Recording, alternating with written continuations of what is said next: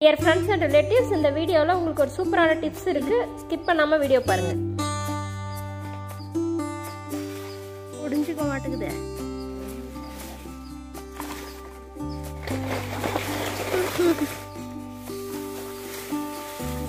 யாரையா இருக்கு?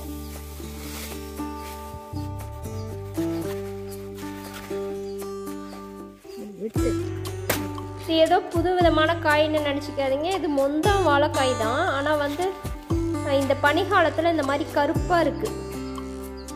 எந்த பழம் பழுத்த மாதிரி இருந்துச்சு? பழுத்த மாதிரி தான் இருக்குது.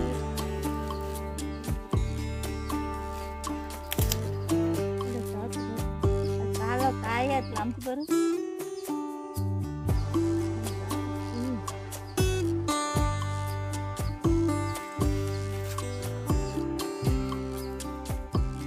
சரி, யாருக்கோ கொடுக்க வேண்டியதான்.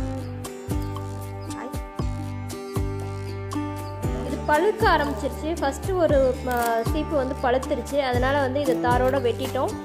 அதுவும் இல்லாத மரமும் கொஞ்சம் சாஞ்சிக்கிட்டு ஒடிகிற ஸ்டேஜில் இருந்துச்சு. அதனால் வெட்டிட்டோம். இப்போ இந்த காய் மீதி இருக்க காய் இது பழுத்தாலும் நல்லா இருக்காது சாப்பிட்றதுக்கு. அதனால மீதி இருக்க காயை நாங்கள் என்ன பண்ணலான்னு முடிவு பண்ணியிருக்கோன்னா, சிப்ஸ் போட்டு பார்க்கலாம் அப்படிங்கிற மாதிரி. நேந்திரம் பழத்தில் தான் வந்து சிப்ஸ் போடுவாங்க. ஆனால் இதில் வந்து ட்ரை பண்ணி பார்க்கலாம் அப்படின்னு வந்து நான் ட்ரை பண்ணிட்டுருக்கேன்.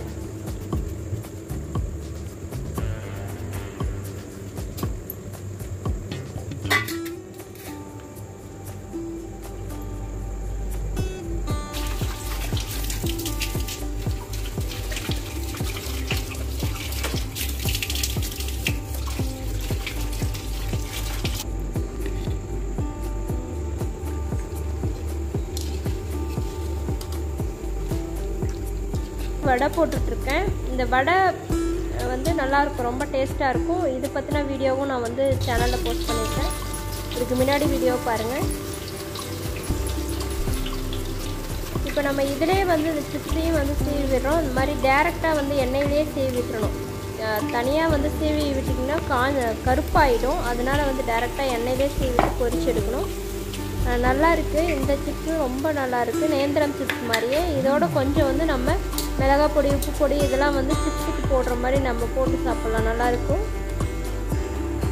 இந்த காயில் நம்ம பொரியல் பண்ணலாம், குழம்பு பண்ணலாம், அந்த மாதிரி பண்ணலாம். நம்ம மோஸ்ட்லி வந்து பொரியல் குழம்பு அது மாதிரி தான் பண்ணுவோம். அது பழுக்க வச்சு சாப்பிட்றதே கிடையாது.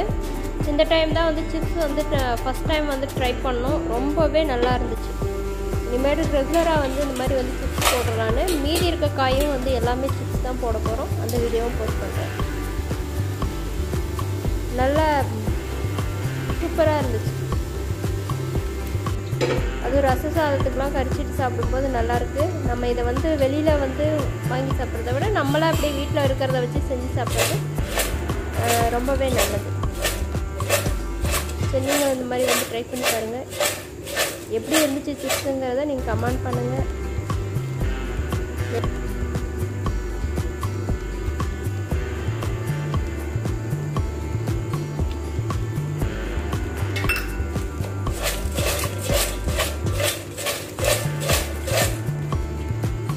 வீடியோவை லைக் பண்ணி ஷேர் பண்ணுங்கள். தேங்க்யூ.